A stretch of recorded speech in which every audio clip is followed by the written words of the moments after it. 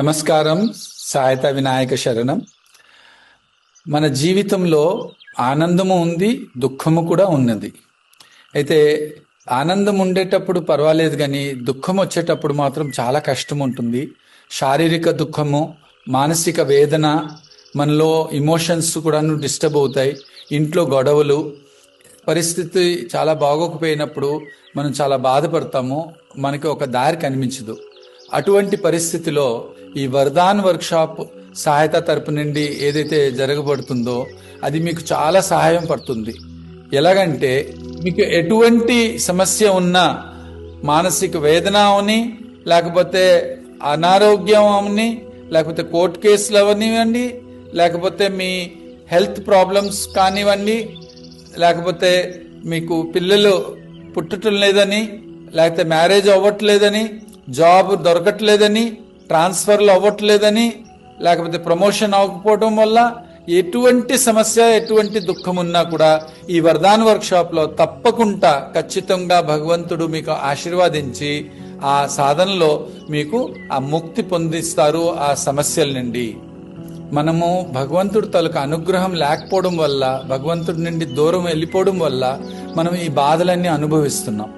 మళ్ళీ ఆ భగవంతుడితోటి దగ్గరగా వెళ్తే మన ప్రాబ్లమ్స్ అన్నీ తీరిపోతాయి. ఆ ఉద్దేశంతో ఈ సహాయత వరదాన్ వర్క్షాప్లో 5 విషయాలు చూస్తాము. ఎలాగంటే, మొదటిగా మనలో భగవంతుడితో ఒక బాంధవ్యం ఏర్పరచుకోవాలా. తర్వాత మన దుఃఖం తెలియపరచుకోవాలా భగవంతుడికి. మూడోది, మన హృదయంలో భగవంతుడిని పిలిపించుకొని భగవంతుడి తాలూకా సాక్షాత్కార అనుభవ మన హృదయంలో కలుగు చేయాలా.